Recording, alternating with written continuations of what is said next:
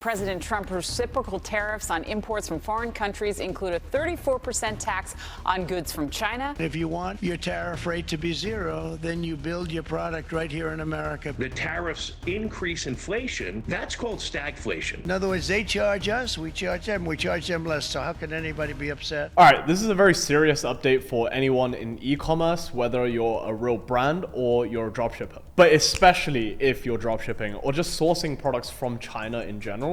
So I have a bunch of notes in front of me because it's very important that I get all of the details correct here. But effectively, as you guys know, a couple days ago, Trump dropped a bombshell when it comes to applying a new 54% tariff on all imports from China. And by the way, it's not just China. It's like tariffs being applied to a lot of other countries too. And effectively what that means for you guys is your cost of goods is going to go up by quite a little bit. And if you're running on 15 to 30% net margins, it could mean big trouble for you coming down the line. However, this video is not designed to kind of like fearmonger. What I really want to do is to give you guys all of the facts and help you guys understand exactly what my higher level clients are doing in order to prepare, as well as make some predictions and just give my general 2 cents on what I believe to be happening in the space. So first things first, what actually happened, right? Well, Trump, one of his election campaign promises was to bring back jobs to America, which one of the industries includes manufacturing, right? And how he plans to bring back manufacturing jobs is essentially by making US manufactured goods a lot more competitive compared to developing markets, right? But obviously, because in the US, the labor costs are a bit high, it's not really possible to compete on a cost basis against imports. So he's applying tariffs to essentially raise the price of imports to make US manufactured goods more competitive. In economics, this is just like a classic, what's known as like a protectionist policy, which basically just like, I'm protecting my market from your market because if we compete on like a fair playing field, you guys would smoke me, right? That's basically what it is. And yes, it's gonna hit eCom hard because majority of people are importing from developing nations into the US. But this is not the first time he's done this, right? So if you remember back in February, I had a lot of my like younger clients in particular freak out over this, bear in mind, where basically Trump told, I think it was FedEx or something, or DHL, to essentially like, we're gonna tax and just immediately impose tariffs. And for about a 12-hour period, they actually stopped taking all parcels from China because they knew there was no way that they were going to be able to handle it. And obviously added with the Chinese New Year and that kind of stuff, you can imagine it caused a lot of stress in my clients. However, it didn't stick. He reversed that within, I think like 12 or 24 hours. I can't remember exactly. But I do believe there's some slight differences this time. I think this time it's a bit more serious because essentially what I believe his play to be politically is to be able to use this as like a bargaining chip to have more favorable trade deals with other countries, right? That's ultimately what I think this is. But back in February, when he did it as like kind of like a premature thing, in my opinion, like it wasn't as thought out, a lot of people ended up calling his bluff. And as a result, I think what he's doing now is to raise the threat level of tariffs to be able to bring this back and use as a bargaining chip when it comes to negotiating trade deals. However, there is actually a big risk that this is a longer term shift in terms of how we actually trade globally. And you've seen this impact the stock markets, not only in the US, but also in emerging markets too. And it's too early to tell like exactly what the policy changes are going to be because there's going to be some variation. But either way, the smartest operators are already adapting. And I want to tell you guys exactly what they're doing, as well as how you guys can prepare for this shift moving forward. Let's talk about the actual tariffs themselves, right? So before April 2025, there was a rule called the de minimis rule, which basically allowed packages that were valued at under $800 to enter the US without paying import tax, right? Or like import duties. And it was rules like this that actually helped facilitate global trade. And it allowed emerging markets to access the US customer base with relative ease, as well as in a very, very competitive manner. That's why in February, when they said they were implementing tariffs, there was a lot of confusion because actually what happened was they were lifting the de minimis rule, which basically means that every package that you're importing from China now to the US, you're paying something called import duties, right? Which can range anywhere from 10 to 32% depending on your HS code, which basically is just like a SKU, but rather than apply to your individual item, it's applied to your niche as a whole. So depending on the niche you're in, you pay a different amount of import duties. And that's why over the last couple of months, if you've been dropshipping, you've noticed that your cost of goods go up by just like a few bucks generally. So as of right now, you're paying import duty on your cost of goods. Now, the tariffs are going to be introduced on top of the import duty, meaning that you're paying cost of goods to your supplier, you're then paying for the import duty, and now you're paying an additional tariff, which works out to be about 54%, right? I know you're thinking this sounds fucking insane, but like, hear me out and let me break down the numbers for you. First of all, the biggest thing to note is the tariff is applied to your cost of goods, not to your revenue. Meaning that, let's say your cost of goods is $20, the tariff is only gonna be like 10 bucks. It's not gonna be whatever your retail value is, because when you're importing it, the value on the good is just whatever the supplier sold it to you for. So effectively, what this means for you is after import duties as well as tariffs, your cost of goods are gonna go up anywhere from overall like 45% to 70%. The reason why is because it applies to cost of goods, not on shipping as well. It depends on how your suppliers kind of like declare the good, but I'll get into that in a second. So in terms of the maths broken down, let's say previously you had a gross margin of 80%, so your cost of goods was $15, your shipping was $5, so your landed COGS was $20, and your price that you were selling for was $100, right? You have 80% gross margins. Now with import duties of let's say 10%, it's $1.50 on your COGS, Trump's tariff $8.10, shipping $5, which basically brings your total landed COGS from $20 to $29.6. right? Effectively increasing it by about 50%. So now your margins essentially just shrunk from 80% to 70, which is still very, very viable, right? When it comes to the dropship space. You can still make profit. Sure, your margins are going to be lower. With that being said, let me tell you guys exactly how the market is adapting, as well as how I think you guys should interpret this whole situation. So first things first, right? I'm going to kind of walk you through what this means for you on an individual basis, and also how you can stay prepared. But I'm going to speak a little bit differently to the two types of people watching this, which is number one, you're kind of like a beginner in your ecom journey. And when I say beginners, I just mean like a pretty broad spectrum, basically anyone who hasn't touched like 500K to $1 million a month, right? And then I'm going to speak to the advanced brands, because I think what you guys need to hear at different stages of your journey is going to be a little bit different at the moment. So if you're more so on the beginner to like intermediate ecom guy spectrum, you're probably thinking like, oh my God, like dropshipping is dead, or like, oh my God, my margins are going to go to zero. I'm going to have to descale my ads. And overall, there's just like a lot of fear and like panic in your eyes, right? And that's just because you haven't really been through something like this in the past. Like for example, being in the space for 5 years, I've been through the iOS 12, 13, 14, 15 updates, adpocalypse, like a bunch of shit, right? TikTok ads releasing, DMCA strikes, Shopify shutting down, and just like Stripe banning payment processors, PayPal holding a lot of funds, etc. And what I can say is every time there's like mass panic in the market, it most likely is just an indication that the barrier to entry is going up, which isn't necessarily always a bad thing, because basically now any established business, or if you're still building one, is going to have a bigger moat around the business, because naturally the competition would go down. But also when barriers to entry go up, or there's like major seismic shifts in the market, that's also when the best opportunities come up. And I can give you more accurate examples of this, because like when you hear like, oh yeah, like chaos breeds opportunity, it's like not very tangible, you know what I mean?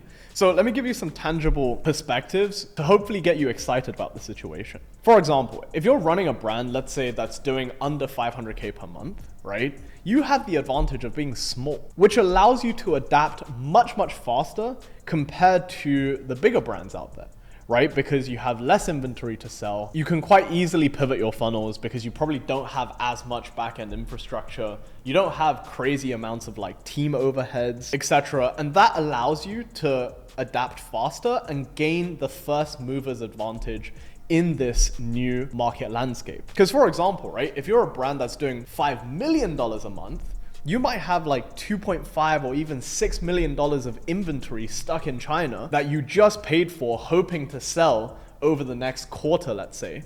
But now with the tariffs imminent, and you're like, holy shit, there's like 5 mil of stuff that I'm gonna get taxed on once it lands in the US. Like, I'm running a 13% net margin business here. How can I just like get through this? You see what I mean? So you can essentially be a lot more nimble and take market share very, very quickly away from those that are not adapting. The biggest challenge here for you is most likely going to be your overall mindset about this entire situation. My advice would be to act boldly. Don't be scared to take executive decisions, and don't be scared to kind of like play things differently, because that's going to be the things that unlock the most scale for you during this period. In terms of the advanced brands that are watching this, if you're doing, let's say, 7 or 8 figures a month, you actually also have quite a few things working in your favor. Sure, there might be like major headaches regarding, inventory that's already stuck in China, or, delays in terms of moving it to US 3PLs and that kind of stuff. But you have the favor of having high volume. Because let's be real, you're one of your supplier's largest clients. You're paying them, 4, 5, 600, a mil, 2 mil a month. You think they're gonna lose you as a client over this shit? Of course not, right? We're Chinese, we're gonna figure this out. We're smart people. Don't worry too much. They probably would have already reached out to you regarding workarounds, giving you the best possible rates, negotiating shipping routes, and that kind of stuff. But look, if you're killing it already, I'm not really gonna work to prep you that much in this space, because like, let's be honest, the news of the tariffs doesn't really scare you, because you're just like, well, I've seen this before like 4 or 5 times. Like, it is what it is, right? Now, let's talk about some of the things that I know brands are doing to adapt and what I believe will happen over the next 6 months if the tariffs stick around. These are going to be a mix of predictions as well as actionable things that you can implement in your business today to ensure high margins as well as sustained profitability. First things first, obviously this is an email marketing channel, right? I don't need to tell you guys twice about doubling down on your email channels. If your emails are not generating you guys at least 20 to 50% of your total revenue, something needs to change, right? Because literally I had one of my clients ask about potentially pausing on emails because of the whole tariff situation. And I was like, bro, like, I get it if you were going to downscale ads, but even if your COGS go from 20% to 60%, every sale that we bring you via emails is going to be profitable. It's literally going to be the only thing carry the business, right? And there's multiple occasions where I can kind of point to this, like in 2022 or 21, I can't remember, when the Russian-Ukrainian war kicked off first. I have this client who I still work with to this day. I have a great relationship with him. He was living in Russia at the time, but he's Ukrainian. His whole team is Ukrainian. All his employees are Ukrainian. He just happened to live in Russia, right? His Meta account gets banned, and he couldn't recover it because Meta just pulled out of Russia. And it was the funniest situation ever, because he couldn't really pay his team because he was relying on Meta traffic, even though he had like a Hong Kong entity, and he's like the furthest thing away from like an actual Russian, right? Anyways, emails was paying his entire team's like overheads, right? And this is a brand that's doing 800K to 900K on a monthly basis. And we were attributing 46 to 48% of their total revenue over a 3-month period while Facebook was down. So I can't tell you how important it is right now to ensure that your emails are absolutely fucking dialed in, because worst comes to worst, that's going to be the thing that carries you through the storm. So if you're curious about email marketing, feel free to book a call with my team. Would love to run a completely complimentary audit on your current email systems to give you precise recommendations as well as estimates in terms of like how much revenue we can actually bring you. The second thing I would do to prepare is to actively speak with your supplier. Start building that relationship early, right? Because at the end of the day, the squeaky wheel gets the grease, especially if you're not like one of their top paying clients. You want to be loud so that they actually prioritize you as your agent slash supplier. Obviously, I said it earlier, like Chinese people are smart because they're my people, blah, blah. And I do think we are going to figure a way around this, because I just can't see how like my friends that are running fulfillment businesses that are doing like 10 to 100 million a year, they're going to lose their entire business over this. They're going to find a workaround, right? So a couple ideas that I have right now, like if I was them, and obviously they're going to have individual ideas and that kind of stuff, and I'm sure they're going to figure this out. But one way I just thought of to work around this is like, for example, if you declare the package as what's known as a FOB instead of a CIF, you only pay tariffs on your COGS, not on the shipping costs, right? So you can end up negotiating with the shipping company as the supplier some form of rebate for every like customer they bring you. The shipping company raises the shipping label costs, you can drop your COGS, and as a result, you know, the supplier still gets paid the same amount. You only suffer like a marginal increase in cost of goods. That's one possible work around it. Other workarounds would be doing this legally, of course, like to ship the products from China to Vietnam, have it assembled there, or basically undergo some form of final transformation before being shipped off to the US. Of course, like you have to do this correctly, otherwise it would be considered what's known as origin fraud.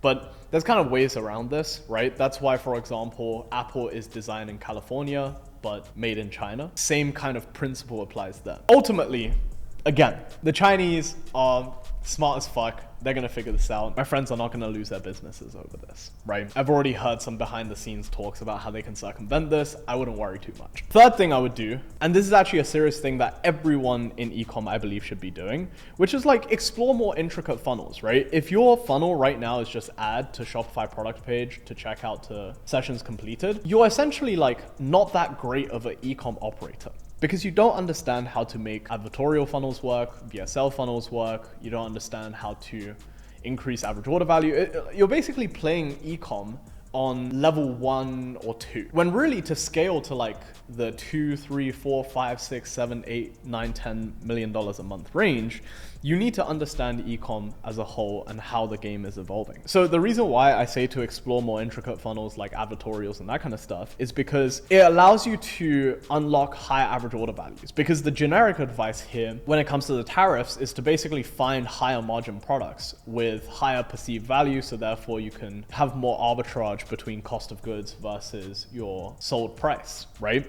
But the problem is that's not really a long-term strategy, because if someone sees that you're selling the product for X, the suppliers are going to raise the prices on you, or there's going to be competition that comes in the market that tries to outcompete with you on price. So generally speaking, your COGS are always going to end up at around the 80 to 70% range. So by exploring more intricate funnels, it allows you to unlock more pricing power, sell bigger bundles, as well as implement more post-purchase upsells to raise the average order value further.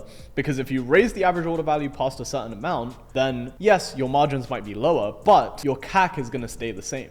You see what I mean? So that's one way. The fourth thing I would look into is to expand into European markets. So with the tariffs being levied, effectively, it makes European markets very accessible, because essentially the tariffs now on the States is the same as basically paying VAT in Europe. And if you're trying to tap into European markets, Germany has a really awesome market to tap into. I have clients that scale from 0 to $1 million a month in Germany very, very quickly in like 60 days. Scaling European markets is going to get a lot more saturated, I believe, which is why you should have first movers advantage on German, UK, Dutch type of markets and go in now. Another thing, obviously, this goes without saying, is to just raise your prices, right? Because let's be real, historically, every time tariffs has been implemented, it's actually just a consumer tax, because brands can't operate to absorb the tariffs, and as a result, they're forced to increase their price. And guess who that gets paid by? The end customer. And final thing is, look at sourcing in other markets like Vietnam and Indonesia. Vietnam already has a very established market in terms of exporting goods, but I believe Indonesia is also really great because it's got one of the largest populations and economies in the entire world. And I already know a few friends and clients that already source from Vietnam and Indonesia, and they're able to get incredible prices because the labor in those markets are also super, super cheap. And by the way, back to the European market thing, if you're actively selling in EU markets, you would know that like VAT is avoidable, right? Through, you know, like a couple legal setups, if you know, you know. What do you think is going to happen with tariffs? And with that being said, I'm going to wrap this video right here. Good luck. Don't panic about the tariffs. And if you want to make sure your emails are dialed in, book a call with us. Looking forward to auditing your accounts, and I'll see you in the next one.